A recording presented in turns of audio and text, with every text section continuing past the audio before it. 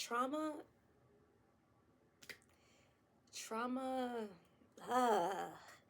it shakes you up, okay? Like, it shakes you, it rattles you, it changes you. And I hate to admit that a traumatic experience or traumatic experiences have helped to shape and mold me into who I am, but they have. That's just what it is. And being a DV survivor is just part of my story and my identity. I just flip the script on all my enemies. Keep that same. I ain't even get that mad. I stepped in my energy. Keep that same. Got peace and love. I need that in my energy. Keep that same energy. The last episode, I reflected on the message I got from God about my mission, purpose, and broke it down into what it actually means and how I want to show up in this way. The other part of my story and the timing of that purpose is directly correlated to certain traumas that I experienced, and I would be remiss to dismiss those parts of me and experiences that helped to shape me. It's interesting to realize that being a DV survivor is part of my identity. And I understand why some people carry a shame about that or embarrassment, but I'm learning and working to find power in realizing that surviving and using that moment to thrive and be a testimony to others is significant and nothing to be embarrassed or ashamed about. And the more that I learn facts about the space and experience, the more I find reflections of myself and connections to what that all has helped to create. As a doula, my focus has shifted over time. Unfortunately, DV is a big part of that. It's become part of my identity to be being a DV survivor. And for a while, that was embarrassing to me and a source of shame. But I realized that's how things continue to be swept under the rug, covered. That's one way that people don't end up getting help or even knowing how to prevent it, because so many of us just carry moments in our lives that we deem as shameful or embarrassing because it's projected as such. There is nothing shameful about the experiences that we go through that were out of our control. And I am going to say out of our control because there's certain things you are just not prepared for. DV is one of those things that is such a broad topic, a broad range.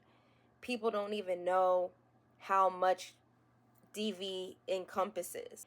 It can cause PTSD. Some people suffer from disassociation, so some people don't even remember that they've experienced trauma, but their body remembers. There's this book called Your Body Keeps the Score. Your body remembers what has happened to you and what you've experienced, even if your mind disconnects you from that memory.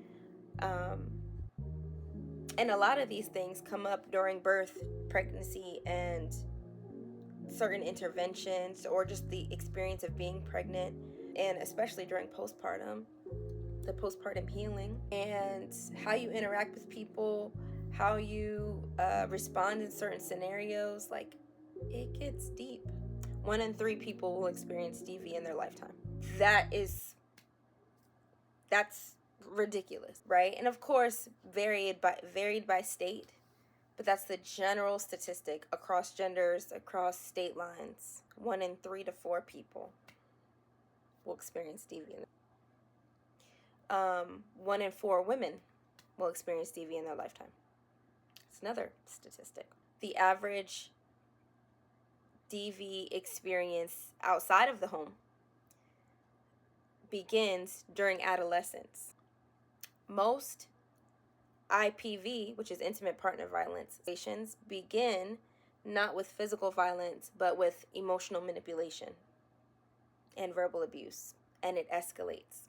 Being pregnant is 1 out of 6 risk factors for homicide. So being pregnant increases your chances of being murdered. The number of people that I've shared my story with who have responded with their own experience, never told anybody else, never said it out loud, only maybe one person had known, that is because there's some stigma attached to it. But, you know, this podcast and this space is specifically dedicated to speaking my story, speaking my truth, sharing my journey in an attempt to connect, empower, and educate others. I cannot do that if I also carry the shame of withholding my own story.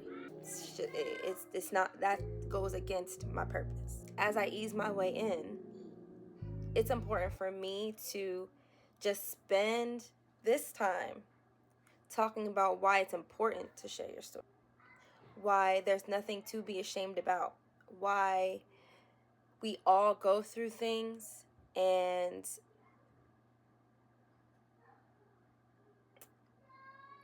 many times it's for our own, it impacts our own lives, but is also an opportunity for us to positively impact the lives of others by sharing. Yes, I will over time share more details about my own story, but it's more important for me to share the lessons that I got from my story and from my experiences. And the first one is sharing it. The first one is not being afraid or embarrassed to share it. And one thing about me is I'm a very bubbly person, and I'm silly, and I can get really goofy in certain spaces, and I'm also kind of awkward at times, and I'm very transparent and just a down-to-earth type of vibe. But that is because I know what it feels like to not be able to be your full self. So, cheers. Here's to telling your story and standing in your truth and helping it to and using it to help others. I'm here for it. I just flip the script on all my enemies. Keep that same. I ain't even get that mad. I stepped in my energy. Keep that same. Got peace and love. I need that in my energy. Keep